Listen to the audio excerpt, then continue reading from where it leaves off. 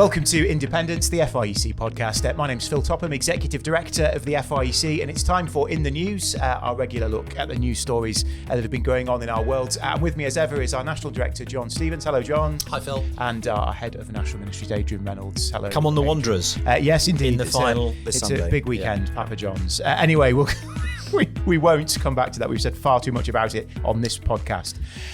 Brothers, I want us to start over the pond in America this week. There's been a couple of big stories there. The first one, an absolute tragedy, which was the school shooting in Nashville. So another school shooting in America. This one at a private Christian school. And a shooter who identified as transgender killed 6 people, 3 children, 3 adults. The school placed on lockdown. And another senseless tragedy, John, in the States. Absolutely. And actually yesterday I was speaking to a friend who has children at the school in Nashville. Gosh. So 3 kids who were there. So his kids were there in school, and he was just sharing all of what happened and hearing there was a shooting and not knowing whether your children had survived or not. Mercifully, his children had survived. He was talking about kind of the way the school had been prepared for it, and the doors were locked, and actually that meant that the shooter never got into the classrooms, which meant that the death was reduced. So schools in America are making real efforts to try to sort of minimise the impact of this. Obviously, the kind of tragedy of the loss of 3 children, plus also teachers and the head teacher who kind of gave her life trying to sort of confront the shooter. And yeah, it just seemed senseless. Hearts go out to those who've kind of lost their children, lost their loved ones. And it's just another reminder that we live in a fallen world in which people are kind of wicked and twisted and will do kind of evil things. And these school shootings have become part of a culture in the US that disturbed people, wicked people, sort of are prepared to use violence in this is totally senseless sort of way. One of the children who was killed was the child of the pastor of the church that runs the school, and he spoke very movingly and powerfully about gospel hope and resurrection hope for his daughter. And I think in that context of a Christian school, they have been remarkable in both their care for others, one another, care for the school community, and also in kind of speaking the gospel more widely in that gospel kind of hope. And at one level, as we approach Easter, that's what Easter's all about, isn't it? The Lord Jesus rose from the dead, and that even for a kind of a 9-year-old girl who has faith in Christ, there is hope for kind of resurrection there. We were being reminded of that in our staff prayer meeting yesterday when we were looking at kind of 1 Corinthians 15, the great hope we have because Christ has risen. So that gospel hope was declared into that situation. I guess in these contexts, people's minds leap to what could be done to prevent this, and it raises all the sorts of questions of American gun law again. I don't know the answers to that at all. There are all sorts of cultural factors. I mean, this week in the UK, we've seen that a man has just been found guilty of killing a 9-year-old girl in Liverpool in a gang-related crime. So it's not that it's the case that the UK is somehow different. We have knife crime, we have kind of gun crime like that. We don't have gun crime quite like this, though, do we? We do have gun crime, but it's not like this. And you talked about schools sort of putting themselves on lockdown and that kind of thing. It seems extraordinary to me that even needs to be a thing that they do. Why are people not talking about the fact that anybody can buy a gun in the United States? You can't do that in Britain. You can't, but it's a very different cultural background. So in the US, the culture of the right to own a gun goes back a very long way constitutionally. Actually, in parts of the states which are more rural, where people live, actually the police can't come to you. Actually, it's understandable why people want to be able to have access to arms. I mean, all sorts of questions can be raised of what are the checks done on people, what kind of weapons can people buy. So, for example, in the UK, as a result of Dunblane, so the owning of handguns was banned. It does seem extraordinary that in some parts of the states you can buy effectively assault rifles, automatic weapons relatively easily. There is a strong campaign in lots of parts of the states to want to restrict the availability of guns and make sure that there are sort of greater checks on people. But even if you do that, in the end, it falls down to wicked people who behave in that way. And I think we do have a parallel problem with knife crime in the UK amongst children, that actually guns are one way that you can kill people. We have a bigger problem, I think, or big problem with knife crime. And regularly in the papers, you're reading stories of people who have been stabbed and killed. There was a tragic case in Northamptonshire just a kind of a week ago of a guy who was killed outside a pub in Northampton. The person who was killed is a friend of my kids at school. And so, that's been brought very home to them, that is a reality happening on the streets of Britain. Can I just push on that a little bit about the gun control in the States? Because I accept what you've said, but it does strike me that there is a bit of a hypocrisy going on here where people are not speaking out about gun control, perhaps in the way they do about abortion and pro-life issues in the States. Am I overthinking that? A little, can I say? Because I think we need to be asking what the root issues are. Are the root issues access to guns? Or are they heart issues? Are they heart issues? Which is not wanting to be glib about what's happened. But if you look at gun ownership across Europe, there are countries in Europe that have very high gun ownership. Switzerland has extraordinary gun ownership levels, but you don't see killings in the same way. So I think sometimes you can make a difference by passing laws that prevent access to certain weapons. And as you may or may not know, assault rifles were banned for a while in America. It's the ban lapsed. It had a time limit on it, and it came to an end, and it hasn't been renewed because of the politics.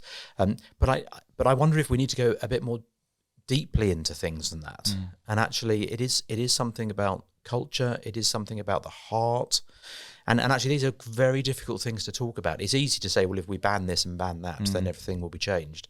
But actually, I think it's more complex than that, Phil.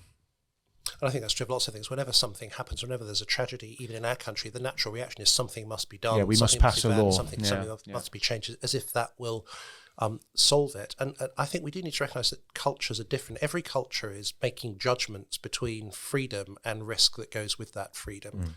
And how they balance that. You cannot create a world in which there is no risk, in which there is no evil, in which there is no harm. And quite how a culture makes the judgment as to how to make that balance, I think does vary from place to place. And it's all too easy from a very different perspective to look in on another culture and say this is what they ought to do, without fully understanding all of the factors that are at play there. I've got another observation, just thinking about it from a slightly different angle, Phil, is I've not thought a lot about the news this week. I have to confess, I've been very, very busy. But I feel slightly immunised against these things that happen so regularly. And I've tried to reflect on this a little bit, thinking about my own heart. I'm not as shocked as I think I ought to be. So it is a very numbing story. When you read the detail, it's moving, it's numbing, it's shocking. But actually, when you see the headline pop up on the BBC app or whatever it is, you hear the headline. There's another school shooting. There's a part of me which is just saying, oh, another school shooting, and I think it does tell us something about the pervasiveness of sin, and how repetitive sin and being immersed in a sinful world can kind of desensitize us to sin. And I think that's a problem for us as Christians, not thinking so much specifically about school shootings in general, but actually thinking about our own hearts, thinking about our own leadership in church, thinking about the besetting sins that we actually indulge in ourselves and give in to ourselves. I think there is a sense in which the repetitiveness of sin and the fact that it just keeps coming around, and you see, here's another stabbing, I think we do become immunised to it. I just think it doesn't have quite the same shock value it ought to have. So we do need to train ourselves and think clearly about the world, think clearly about our own hearts, and make sure that we are still appalled by sin. And I think that's true personally. I need to be appalled by sin in my own life. If I start to get used to sin, that's a really dangerous place to be. And it's the same in church life. We need to be shocked by sin. Someone once told me pastorally, he's never surprised by sin, but always shocked by it. And I think that's kind of helpful. It's a helpful that you could deconstruct that perhaps, but it's a helpful way of thinking about it. That we're realists. We're not surprised that sin is in the world. We're not surprised at the evil that is done, but we are shocked by it, and we've got to make sure we don't lose that. Otherwise, I think we're in a very dangerous place. I think we do that with passages of Scripture as well. So I think we gloss over the very real tragedies the Lord Jesus deals with through the Gospels. So I think I preached the widow at Nain in Luke 7 over the weekend. That is a tragedy that Jesus confronts when he arrives at Nain. is a widow. She's lost her husband. She's lost all social security. She's no son now. There's nobody to look after her. And that is a great tragedy. And I think sometimes we just forget how tragic the consequences of sin are. But I think it is difficult for us to bear it because we live in a culture in which tragedy is beamed into our homes day after day after day. So I think whereas in the past you wouldn't have had news from all around the world, you wouldn't have had pictures. Actually, we are bombarded with tragedy around us. And I think, how do we bear that kind of tragedy?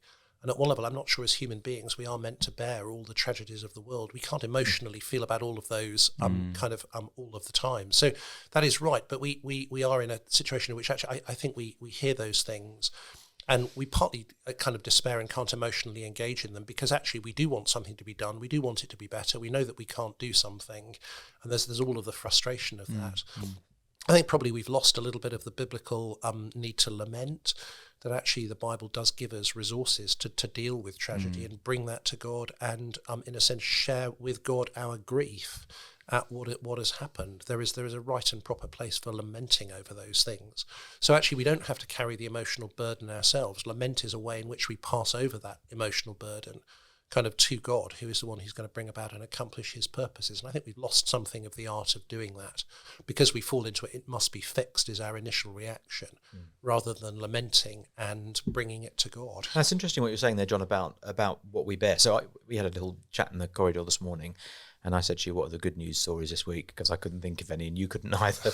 Because actually, the media is set up, isn't it, to report bad news. So bad news is what catches attention. Bad news is what just draws us in, if you like, a headline. Bad news headlines are the ones that draw us in. So actually, we do need to make sure we feed our souls well, don't we? That we think about what our eyes are seeing, and that's just a helpful balance to think about. Actually, we're exposed to things around the world that over most of world history people would never have had access to, and so actually, it's kind of one step removed and yeah, I think that's completely right. That it's really important to be able to maintain that kind of perspective and have that perspective that most of the news media outlets have an agenda. And actually they want to create bad news stories because those bad news stories support their narrative of we're the people who can sort the problems out. So they want to create a sense of crisis and catastrophe in order to get people to be motivated behind their political agenda. So people don't report good news stories. And they certainly don't report good news stories where the good news is because of something that their rivals have done. Yeah. And I think we can fall into that in church life as well. We can tell ourselves the negative stories and fail to be encouraged by the way that God is at work. And we need to basically have the encouragement of that as well. So I think in the UK, we can easily talk ourselves into thinking that we're massively persecuted as Christians just because we're more marginalised in society. And again, there's a way in which that narrative can be created to try to galvanise action. And we don't hear the kind of the stories of church growth, of progress, of blessing and increase. So I think having and don't always seek them out either. No. I think I was doing a day for church leaders in Derby on Wednesday, speaking about raising up new leaders, and we were just reflecting on godliness and characteristics of godliness and how that transforms leadership. And I wonder actually if for many of us we are better at mourning with those who mourn than rejoicing with those who rejoice. Definitely. Yeah. In other words, we kind of know how to help and get alongside someone who's struggling. And actually we see our role as pastors as fixers, and therefore we're searching out people who are mourning and want to mourn with them and help them. And that's part of pastoral ministry, but it's also to rejoice with those who rejoice and to tell those good news stories, to find joy in one another and what the Lord is doing in one another's lives. And I just think that's an undeveloped strand of pastoral ministry. I think from a Christian perspective, we need to recognise that tragedy is inevitable in our lives, that in the end, we will all become ill or elderly, or we will die. We'll experience loss and grief in our families. That's part and parcel of living in a fallen world that's under God's judgment. And I think in that sense, that's the great failing of a prosperity gospel model that seems to think that if you're following God, everything will be blessed and good and you'll escape tragedy.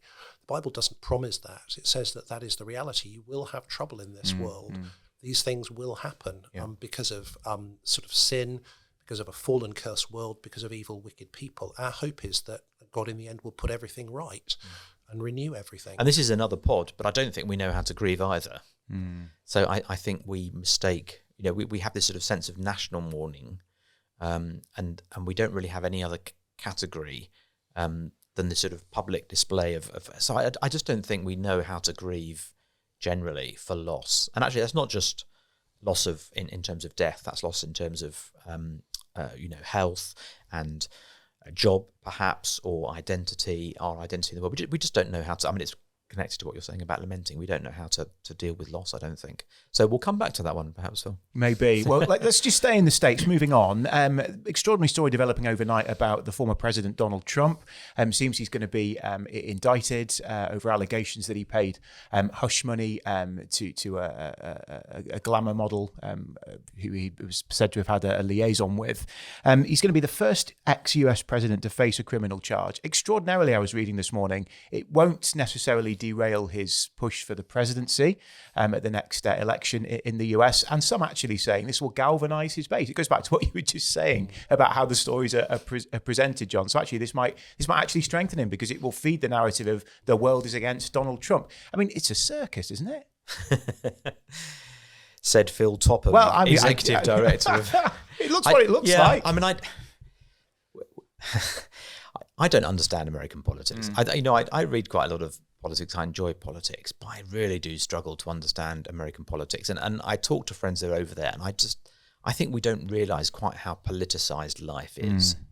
And church, actually. And church, yeah. So, the fact that people are publicly registered as Democrats and Republicans often, for example, that the fact that, even positions of the district attorney and so on are essentially political appointments, and are again polarized and politicized, and all the way through the judicial system, and not just the judicial system. You're voting in the chief of police often in cities and things like that.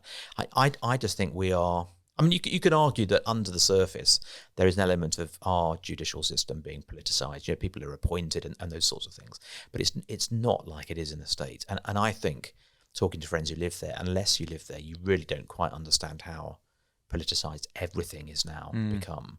And I think this is, it's difficult to judge exactly what's going on. We haven't seen the indictment. We haven't seen the evidence. It's been before a grand jury, so it's been in secret. So a lot of it is, kind of tabloid stories. Speculation, isn't it, at the moment? So we don't quite know what to make of it.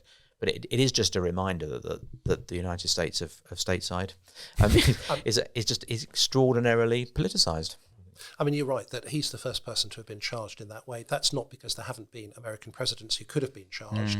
So, of course, there's a comparison here with Richard Nixon and the Watergate scandal, who was forced to resign, could easily have been charged for a whole variety of federal offences. In fact, a number of members of his government, like Charles Colson, who subsequently became a Christian and ran Christian Fellowship, were in fact found guilty and were sent to prison as a result of that. But Nixon was pardoned by President Ford, who came into office afterwards. And others doing illegal things. So I've been watching Ken Burns' documentary, 10-part documentary. I think it's on Netflix, or one of those other streaming service. Other streaming services are available. History of the Vietnam War, and a lot of stuff in the 60s I just wasn't aware of. I hadn't realised that all the conversations in the White House were taped in the 1960s. So there's extraordinary recordings of Lyndon Johnson doing essentially illegal things in terms of committing troops, sending people in, and then publicly working out what they would say, so they sounded as though they weren't breaking the law. So it's just, the duplicity is extraordinary. So actually there is, whether people have been charged or it's out in the public, a bit like Nixon, or whether it's been more hidden, perhaps a bit like Lyndon Johnson and the whole Vietnam build-up. I think those things are deep.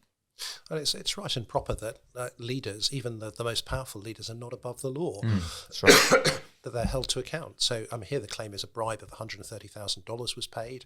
Actually, the lawyer who arranged that for Donald Trump says there's far more to come out in terms of things that are being made there. But it's right and proper that people are held accountable by the law. I mean, to some extent, we see that in our own country with our own politicians. I remember the politicians who were sent to prison for their expenses, kind of scandals. You're not above what the law requires. And I think that's a reminder to us all that in the end we will all face God's judgment. We will all have to answer. Nobody's above the law. What lessons can we draw for Christian leaders about how we see politicians behaving and the public persona? Goodness. Where do you want to start? Well, I think draw big principles. We've got to integrity. Yeah. Integrity. So I think there is a lot of do what I say, not what I do, in leadership generally. And I think we've got to be very clear that as Christian leaders, we are called to act with integrity. We're not just teachers. We are to set an example. That's very clear in 1 Timothy 4. Timothy is to set an example in speech and love and faith and conduct and purity. And also, he's actually to make progress in that, public progress. People are to see his progress. So I think that leadership in the New Testament is lived in the community and lived out in the community. It is a teaching ministry. It's a ministry of the word, but it is enhanced, that's probably not the right word, augmented, authenticated by the way a leader lives and behaves. And that's why, as we've talked about a lot over the years, and it's increasingly becoming clear, we must be talking about godliness and gifting. These are both key components of leadership, and the integrity of those being connected together, I think, is absolutely essential. I think politically, the Bible, leaders are sinners and flawed. The Bible doesn't give us a great expectation that we're going to have brilliant kind of non-Christian leaders with integrity. I mean, in some ways, in our country, we've been influenced by a Christian background that has shaped the culture of leadership, and we're still living off the heritage of that. But actually, I think we want honesty and integrity, but the Bible tells us that very often leaders are self-serving in the way that they do that, and we have to recognise that. I wonder if here there's a particular lesson in the church. I think it is this kind of a body of people who support Donald Trump no matter what's revealed, no matter what he's done. And we mustn't fall into that in relation to church leadership, where church leaders are seen to have been flawed and have failed. And those leaders might represent a position that we hold, a constituency that we are part of. And there's a danger, in a sense, of kind of defending and not recognising the reality of what's happening. So I think there is a lesson there for kind of how we view church leaders when wrongdoing is exposed, and actually that there's a tendency to kind of leap to support, to defend because of what they symbolise, and we mustn't do that. We need to respond appropriately. So, I mean, for example, just this week, it was in the news, a pastor from Hillsong in New York who left his ministry because of kind of marital infidelity has now been appointed pastor of another mega church. I think it's in Oklahoma. You kind of think, I just don't understand that at all. How can somebody who has been in ministry in that way be kind of appointed and welcomed in that sense? That seems to me to be an inappropriate response to the exposure of wrongdoing that ought to disqualify. Let's bring it back home. We're going to go to Scotland for a few minutes. We're going to talk about the SNP leadership. So, announcement this week: Humza Yousaf beat Kate Forbes to become the SNP. Yeah, I was going to say 52-48. Yeah. That's a number we recognise, but let's not get into that. So, 52% for Humza Yousaf. So he became the new SNP leader. Kate Forbes. A campaign of honesty and integrity, and we're very grateful to God for her. And I just wanted to touch on, not necessarily that, but what happened after that. So on his first night in Butte's house, Humza Yousaf posted a picture on social media of him leading his family in prayer. Imagine if Kate Forbes had won and posted a picture of her. It's worth saying, by the way, he's the first Muslim. Well, it is, and I'm not taking anything away from that. But what if the shoe had been on the other foot and Kate Forbes had posted a picture of her family praying in Butte's house? How do you think that would have gone down on social media? Is there a double standard here, or am I reading too much into it? Am I being controversial where there's no controversy? No, I don't think so. I mean, I don't know Kate Forbes, and I think it highly unlikely she would have posted a picture of that. Because it's a private thing, really. It is, and I think a point was being made. I think there is a sort of an underlying feeling that Christians are got at more than Muslims. Probably Christians might say because we don't fight back. So actually, you're not going to be attacked. If you attack a Christian, we sort of seem to turn the other cheek. And I think there probably is some truth in that. It does seem, in very general terms, that Christians are easier game than people from certain other faith communities. But I think that we can probably overstate that as well. And I think that what's going on in Scotland is very interesting because it's highly secular, and yet the two people who came first and second in the SNP race, both people of faith and strong faith. And not only that, but actually faith that does affect how you think about things in public. So it seems to me there's there's more to this story than just a picture of people praying, and that wouldn't have happened if it being or it would have happened differently if it was Kate Forbes. I think there's probably a bit more going on. And it may be actually that people are more tolerant in the general population rather than sort of the elite who are at the tops of political parties, that people are actually more tolerant of religion than we think. I mean, it's worth saying when Tony Blair was in office and was known as a Christian and had a sort of a religious adviser, there was some suspicion about that and the influence of religion on. Yes, but he had a Bible and a Quran. I read covered that. all the bases, didn't he? I mean, I think the key thing here is that people know what Kate Forbes' beliefs are. It's not just the fact that she's a Christian; it's the fact that she's a Christian who believes that sort of gay marriage is wrong, who believes that children should be born within a kind of marriage. So she really believes Christianity. And I think the question here is that actually people are happy in the public sphere with a religion that really doesn't believe what the religions believe. So they're quite happy with a sort of a wishy-washy Anglicanism that really doesn't hold any convictions. Nobody gets particularly upset that the king talks about a vague Christian faith in his kind of Christmas message, because it doesn't really have any political implications, because it fits with the broader kind of public agenda. You call it folk Christianity, don't you? Absolutely. Yeah. I think Humza Yousaf, he has made very clear that he supports the progressive agenda in Scotland. He's made very clear that he's going to continue to promote gender recognition. He's going to continue to promote conversion therapy. So he is no threat to the secular view. And actually the question is raised, is that really what Islam teaches? And does the wider Muslim community recognise that as being a reflection of their values and their teaching? So on the whole gay marriage issue, we know that Humza Yousaf didn't vote, basically because he was taking the advice of his kind of mosque. He clearly didn't want to alienate them. Well, allegedly, yes. It was that's one narrative. He had a meeting elsewhere. So I think at one I've got a meeting. I've got to go. Actually, it's a question of what religion. It's not just religion. It's what does that religion believe? What are its convictions? So there are some Christians that would be more acceptable than others.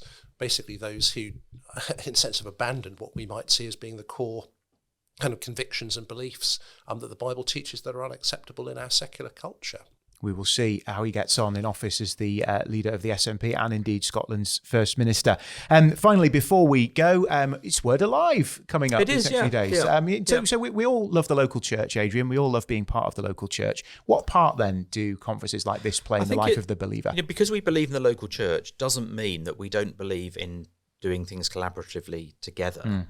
And there are actually things that we can do better together because perhaps they cover the whole country, or, so you sort of think about if you've got a group working on some particular issue, that actually in the local church, we don't have the time, the energy, the expertise to think about clearly. We can use groups like CARE or Christian Institute or Christian Concern, for example, to help us think through an issue and lobby and things like that. So I think just because we believe in the local church doesn't mean that we are inherently suspicious and negative about everything that happens outside of the local church. And FIEC is a good example of that. You can collaborate together without jeopardising the primacy, I suppose, of the local church. And I think one of the great things about these events like Word Alive, you could talk about FIEC in the summer. There are other sort of family conferences that people go on. UFM, for example, missionary organisation, have a family conference. Is that actually that they can often provide access to things that you just can't get access to in the local church because you're just a bit too small.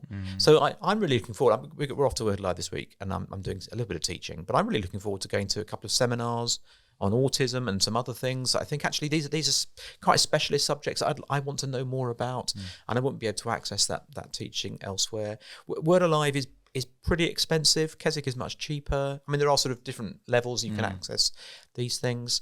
And it's also worth remembering that most Christians in this country are in smaller churches, including in the FIEC. So actually, that's kind of exacerbated. If you're in a church of 400 or 500, you're thinking, we do have a seminar on this, or we do have an expert on that.